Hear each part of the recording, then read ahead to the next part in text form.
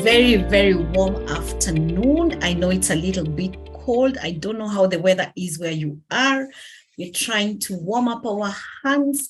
It's a little cold, but we wish to extend a very, very warm afternoon to you and to welcome you to yet another session where we love to interact with you, to engage with you, and to just point out areas that can help you grow your business, grow yourself as a person. Karibu sana. This afternoon, we have a very exciting topic. We are talking about cash. Is cash the king or the queen? Now, entrepreneurs need to know and understand the literal and figurative power of cash to run their businesses.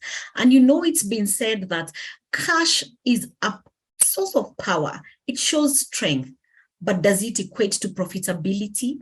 How much cash should you have in your business? What can be put in place to enable businesses to adapt to this environment that we are working in? You know, recently we have been operating in an environment and all entrepreneurs have been facing such turbulent seasons with both local and geopolitical influences. Over the past year, it's been a bit tough. We've had things that are impacting directly on our businesses, and so they impact directly on our cash flows. So this afternoon, we're going to be learning that.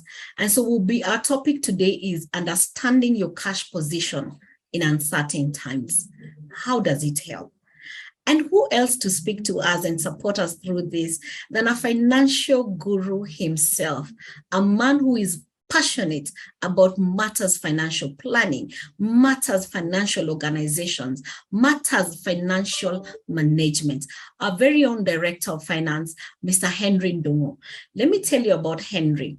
He's a director in very many companies spread across different sectors, from logistics to banking, to financial matters, to advisory, and he's also an ardent businessman. So when he is speaking, he's not just speaking from the book, but also from experience. He's also a great family man and would also advise from family side as well on matters finances. So Henry Ndungu, karibu sana. Henry, how are you this afternoon? Hi everyone, very happy to be here to share the little that I have. I'm always very happy to have people succeed. And I think this is one of the platforms that I have to just share what I have so that we can move forward at the family unit, at the business level, and also at the country. So happy to be here and thank you for your invitation. Thank you. Asante sana. We are so honored to have you. Now, Henry, we begin with, you know, the big thing here. It is always said that cash is the king or queen, and this is used in many businesses. So what exactly does it mean when you say cash is king? Thank you, Anastasia. I think I'll dive straight to this session, courtesy of the time we have. And I would want to be very figurative, saying that I usually view cash like blood in the body. Cash is like blood in the body. And even at a personal level of in your business unit, I would term the other non-cash items like land, like vehicles, like what you will call the muscles of the body. So you can imagine what will happen to your body if you had big muscles but no blood.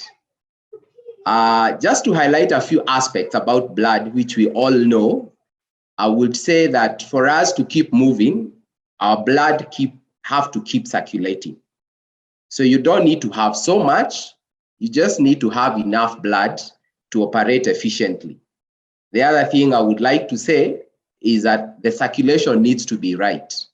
You can imagine those people who have low blood pressure or high blood pressure, each is bad. So we have to keep our cash flow in the business unit circulating at the right speed. The other thing is the blood carries the energy And that energy is what actually propels the muscles to be able to function. And this energy, I will call it the partnership support, the partners you have around your business. So obviously, muscles won't function if they're not supplied with blood. So you can imagine what cash flows are for the business, that if you don't have cash flows, then you will not even have a business to start with. Thank you. Wow, I love that analogy of using the blood and blood pressure. I think those are things that we can actually relate to very clearly, and I think it makes us really see what cash and how important it is. And now that you're saying that, and we're looking at, the pressure and the importance of the other muscles and the other things that we have in our body, the discussion between cash flow and profitability, is there one that is more important than the other? I don't know how we would be able to equate that and look at it. It's always good to know where you're going. And one of the things that I believe all of us are looking forward, the ultimate of a business is to make some gains, some profits. And obviously, some gains might not be monetized, but for the bulk of us who are not NGOs, are in the business of making a few coins, then profitability is key. However, if you don't have cash flow, however good a business might be in the books, however good a margin you will make in a specific business, then if you don't have cash flows, then you will not even make that profit to start with. Mainly because the cash flows is what propels a business, and now you eventually have a profit. It is, however, possible that you can have cash flows, but you don't have profits. And you can have a lot of money in a business, and you're actually not making money. Most probably because your business model is not as good. You're not in a profitable venture, or you can even be in a profitable venture, but the investments are not well managed. So you can actually have a good cash flow, you can have a good business, but you're still not making money depending on how you're managing the investment. The first thing I think in a business is to focus on the profitability. I think anyone wanting to do any business, the first thing they ask, how much are you buying at? How much are you selling at? And this, in a nutshell, is all about profitability. The next thing that comes after evaluating whether a business is profitable or not is the execution. And in this execution, you will have to figure out what cash will I use? Where will I get this cash? Do I have it at hand? Do I need to borrow? And this, in the execution, we are actually focusing on cash flow. So the two go in tandem. But obviously, the very first thing we have to look at is the profitability of the venture. And then in the execution, you really have to look at the cash flow. The only other thing I would like to say is that it's interesting how sometimes profitable ventures land at your desk because you're the one who has a cash flow. You have friends who are saying, I have just seen a very good deal, even at a personal level. There's someone who is selling this car, and most probably they are relocating to the US, and it's so well priced. Do you have money? And voila, the profitability comes because of your cash flow. So even at the business level, sometimes you might land into some good deals. Most probably your suppliers are offloading some few items at a discounted prices. And obviously, if you have the cash flow, then you take advantage of it. So the two go in tandem together. Thank you. Fantastic. I am bookmarking, focusing on profitability and execution. Absolutely bookmarked. It's good that you said that sometimes good deals can land on you when you have the cash flow.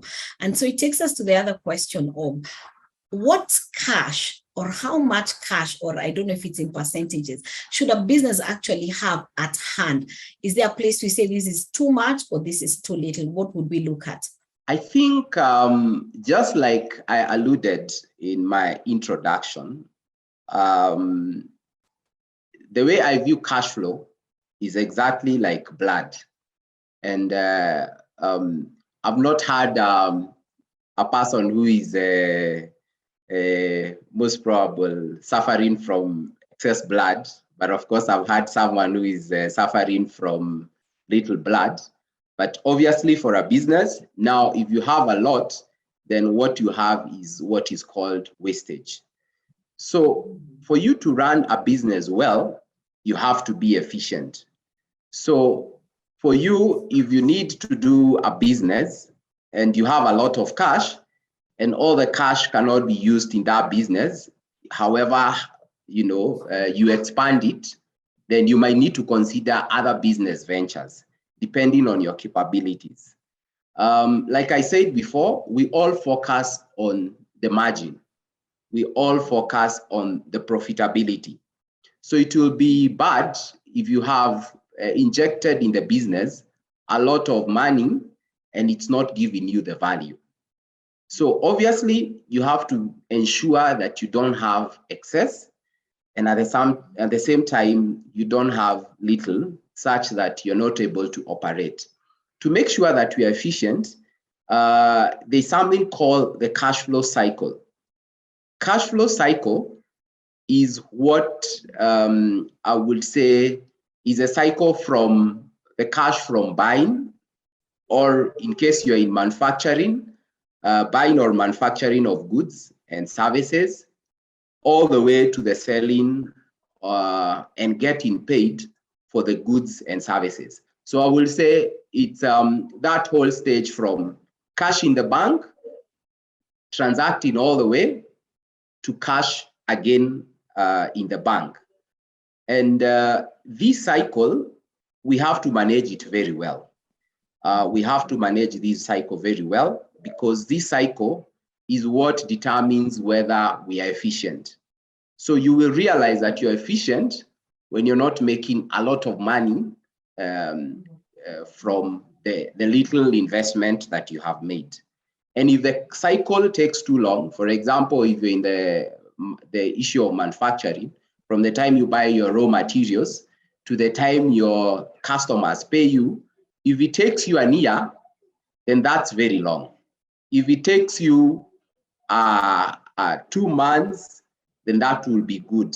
And every industry usually have what we call the average cash cycle. So it's always important to keep benchmarking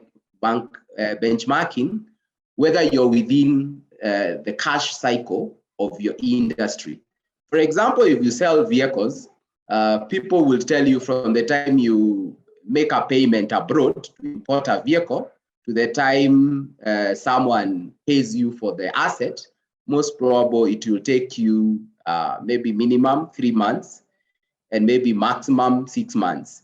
So if you're taking more than 6 months, then you need to keep asking yourself, what am I not doing well?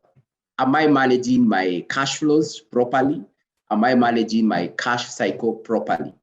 Of course, it is not enough to make a profit. It's important to know how long it takes to make that profit. To give you a very clear example, and this is something that very many people don't put in mind and thus suffer from cash flow issues, if we have 2 people making 20% margin on an item, and for one person, the cash cycle in a month, the cash cycle is twice in a month, and for the other one, the cash cycle is once in a month, then the two are so different. It basically means that for one person, the person making 2 cycles in a month is getting 40% return on his investment. And for the other one, he's actually getting half. So if both had invested 1 million and one person makes 10 million at the end of the year, the other one will actually make 20 million for the same level of investment. So this is how important to ensure that you don't have too much and you don't have too little. Thank you.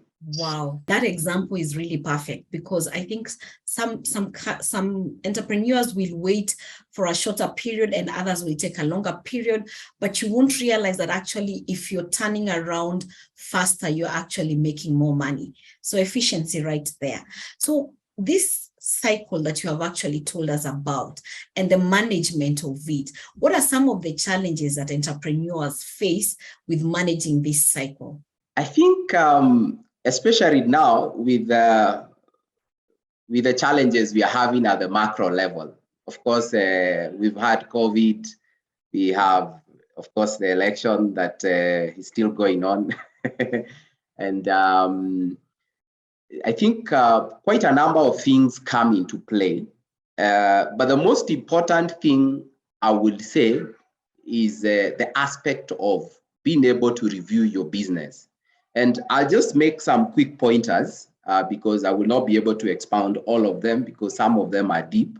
But some of the challenges I would say is quite a number of entrepreneurs confuse cash flow for profitability. If your business requires a lot of money, that means that you buy things at a very high price, or some of your inputs are very costly and your margins are so small. Some people confuse the money in the bank for profitability. So what that means is that, for example, if you're in your logistics like me, cash flow is a lot. On one invoice, you might actually be paid even 5 million. But out of our 5 million, what is your profit in there? The profit can be so small. So of course, anyone can get excited and say, now I have 5 million in the bank, and the other thing will be using it for other things. And that is one of the biggest challenges that many entrepreneurs go through. And thus, if you are not able to tell what is cash flow and what is working capital, vis-a-vis what is your money, what is your profit in there, then you will have a problem. Attached to that same confusion will be using your working capital for capital expenditure. For example, if I'm paid 5 million and I have people who I have used to do the work and I have not paid them, and I go ahead and buy a truck, then that means I will not be able to pay my suppliers. So there's a lot of confusion between cash flow, working capital, and what you can use for capital investment. For those ones who are in buying and selling of goods, it is very important to manage your stock levels efficiently. Stock level efficiency is ensuring that there is always stock. That means you don't have stock out. And at the same time, you don't have excess stocks. So that means one need to think about reorder levels. And of course, that can be organized on how reorder levels should be arranged and how the parameters you need to think about. The other thing that we need to be very well aware about is the days of credit for our customers. Basically, any day you give credit, just know you're giving your cash flows. Just know you're extending your working capital a bit more. The same for suppliers, those people who supply to us, then we also need to think, how long can they wait for us to pay them? Of course, without injuring the relationship. The only other challenge that we also get in managing cash flow is a slow moving stock. Sometimes you go to people's warehouses and there are things that are more than 5 years old. The space they have occupied, you've paid for them, I don't know how much money, but the stock is still there. It actually turns out to be a liability more than stock. So, and of course, it's using part of your cash flow. So it's always important to keep thinking about that. Of course, the only other thing is investment in idle assets. Sometimes people get carried away and you see a good deal. And then instead of buying and selling the idle assets, you keep it for long. So this keeps time in your cash flow and you're not able to do your main business. The only other important thing, especially for sole proprietors, is diverting business cash flows for personal use. That actually is usually the main handle to just draw the line between your business and your personal use. Of course, very important is always making sure that you make provision for uncertain times. It's always good to evaluate, and I will say this in relation to those people who supply the government, how prompt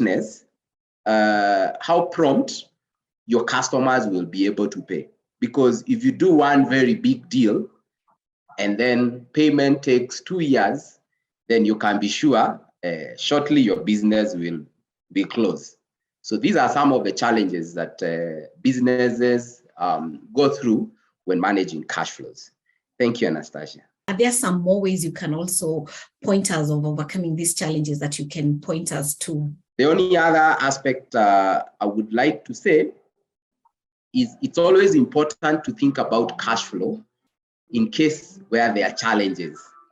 How do I liquidate my assets? How can I make my fixed assets a bit more liquid? And what comes to mind are issues about even where an LPO is an asset you're about to supply. Can I get financing for it?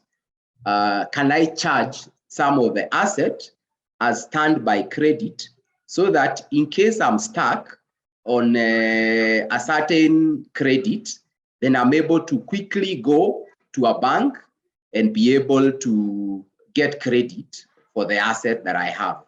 Do I do invoice financing, for example? Because immediately I invoice, that becomes an asset. Am I able to keep that asset liquid? Can I do invoice financing? So these are some of the way of pushing some of the assets that are fixed assets to a bit closer to cash. So the only other thing, of course, is the issue of having separate accounts for personal and business.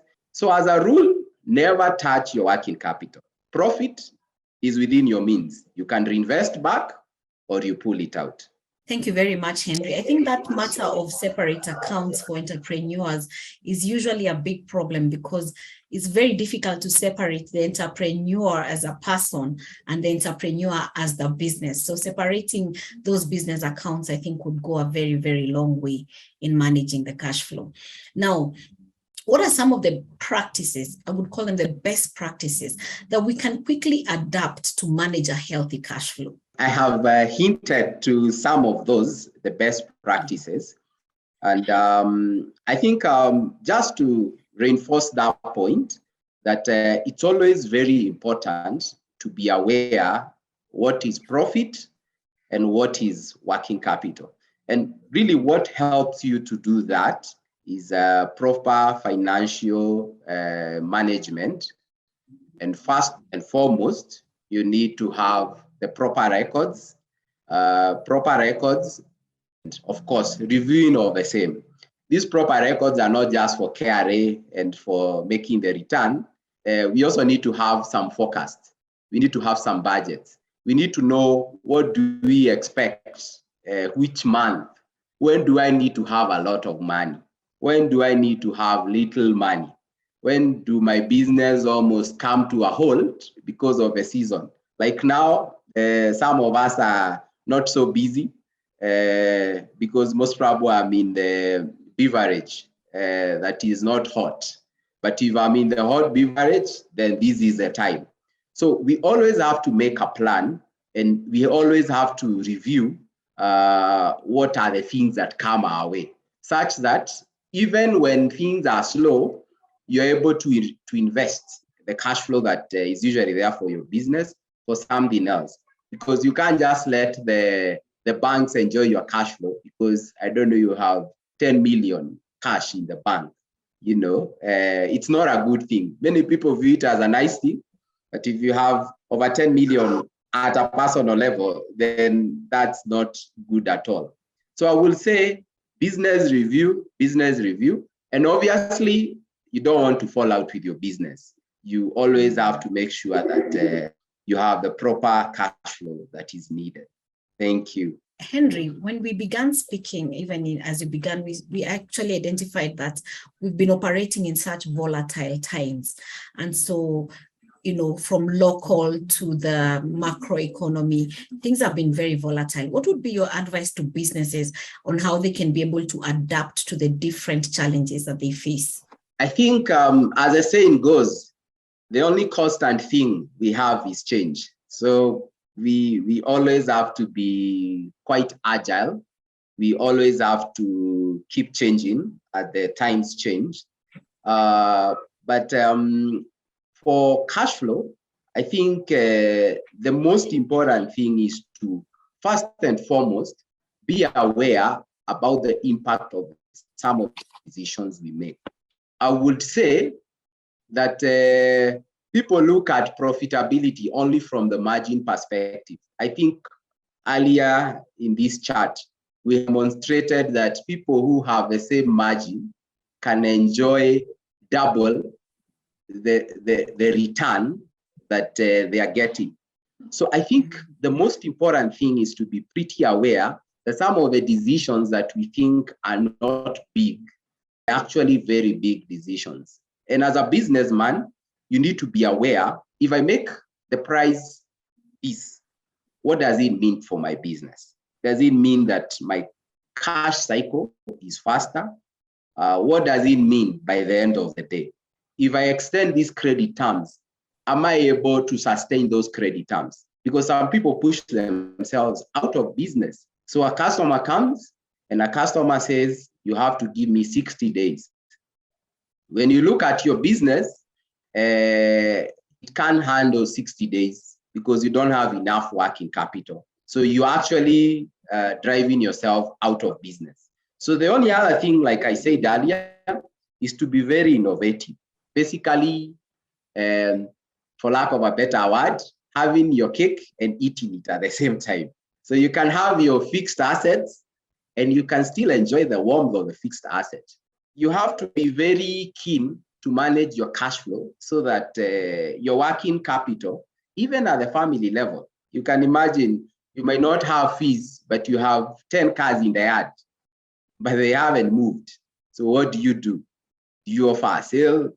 Do you go for a loan, or what do you do? Obviously, I talked about the idle assets, and I think that's very critical. And the only other thing is that even in our businesses, we need to know when to lower our prices. We can't hang on with our high profit margins, yet our cash cycle is under threat.